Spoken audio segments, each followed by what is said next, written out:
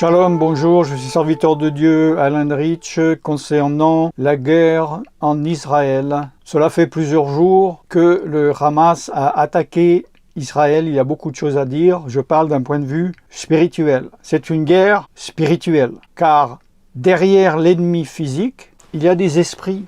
La Bible dit, 2 Corinthiens 10, 4, « Les armes avec lesquelles nous combattons ne sont pas charnelles, mais elles sont puissantes par la vertu de Dieu pour renverser des forteresses. Nous renversons les raisonnements et toute hauteur qui s'élève contre la connaissance de Dieu et nous amenons toute pensée captive à l'obéissance de Christ. » Nous devons combattre spirituellement, nous devons prier pour Israël. Il y a des choses que nous pouvons changer, il y a des choses que nous ne pouvons pas.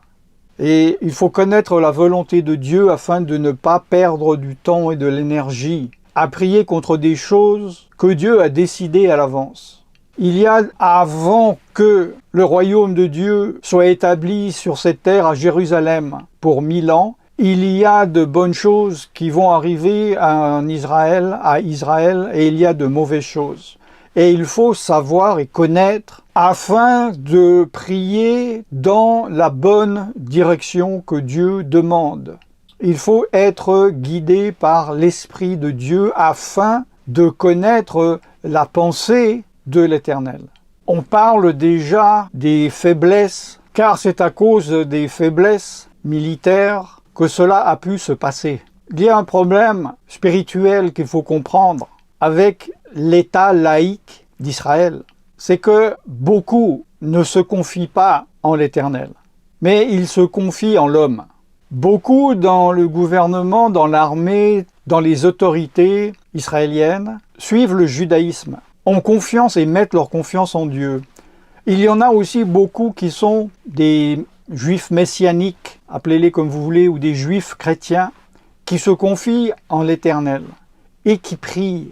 Mais le peuple laïque met sa confiance non pas en l'Éternel, mais dans leurs autorités.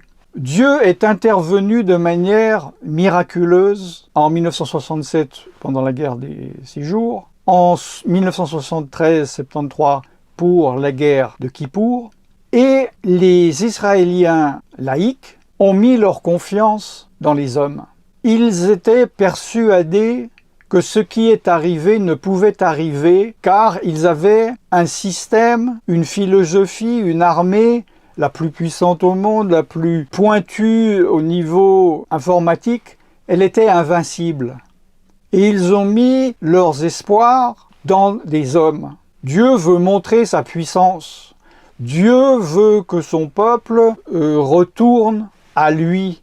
La parole de Dieu dit dans Jérémie, « Quand je fermerai le ciel et qu'il n'y aura point de pluie, quand j'ordonnerai aux sauterelles de consumer le pays, quand j'enverrai la peste parmi mon peuple, si mon peuple, sur qui est invoqué mon nom, s'humilie, prie et cherche ma face, et s'il se détourne de ses mauvaises voies, je l'exaucerai des cieux, je lui pardonnerai son péché et je guérirai son pays.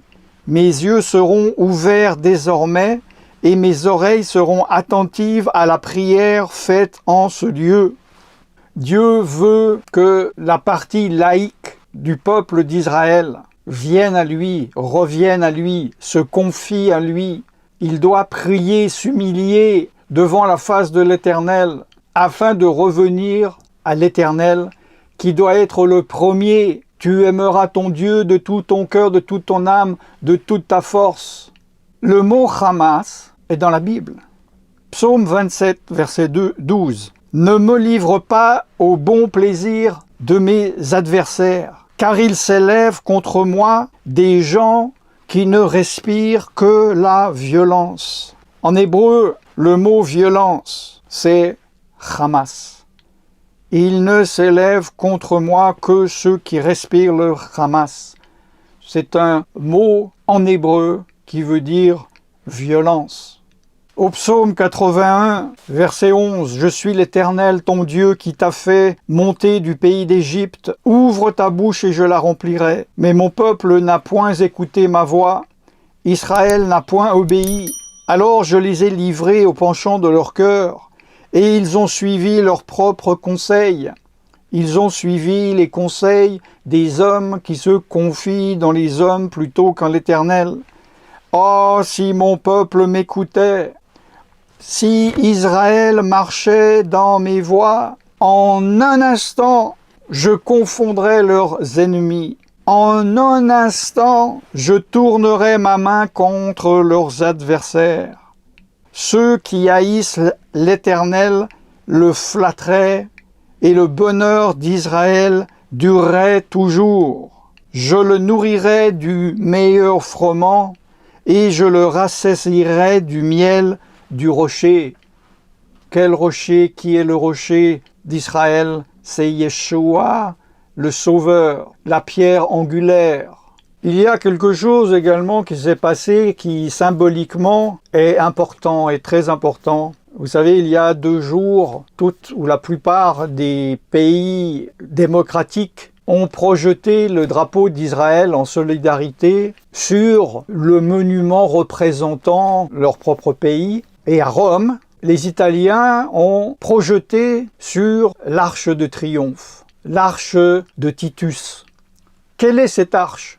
Le triomphe de quoi? Que représente-t-elle?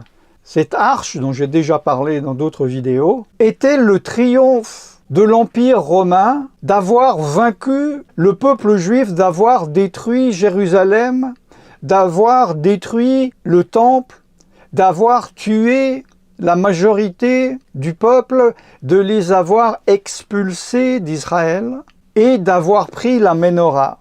D'ailleurs, chose ironique, je ne sais pas quel est le bon mot, la Ménorah actuelle en or qui se trouve à Jérusalem, actuellement devant la grande synagogue. Vous m'avez vu souvent devant quand je faisais des vidéos. La forme, la sculpture, évidemment, est très bien décrite dans la Bible. Mais savez-vous comment ils ont su à quoi elle ressemblait exactement? Eh bien, cette arche de triomphe est le seul monument où il est sculpté en bas-relief la Ménorah, telle qu'elle était il y a 2000 ans. Et c'est sur ce modèle que les Israéliens ont copié pour créer la Ménorah, qui est actuellement à Jérusalem. Et c'est celle qui sera mise bientôt dans le 3e temple lorsque celui-là sera reconstruit.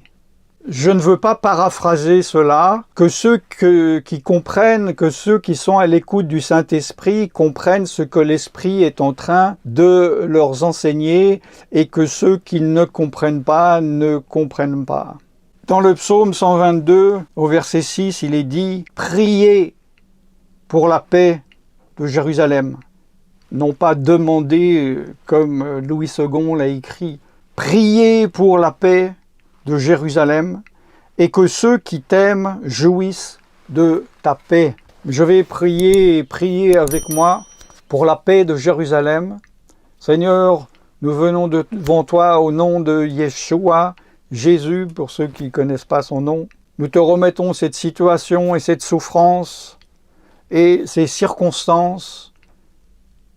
Tu connais qui est ton ennemi, qui est ton ami.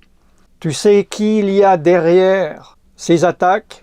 Tu sais, nous savons que bientôt le monde entier va se tourner contre Israël, que l'Occident, qui est l'Empire romain, ainsi que les chrétiens de l'Empire romain, vont se tourner contre ton pays, contre ta cité.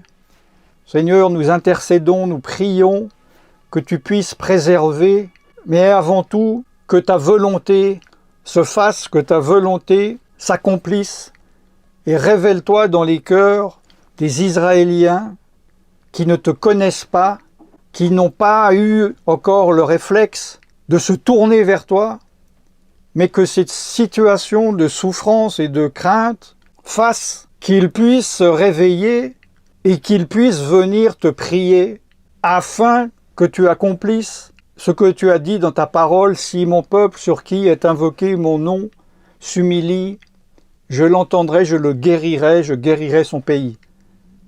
Je suis serviteur de Dieu Alain Rich et je vous bénis dans le nom tout-puissant de Yeshua Jésus. Shalom.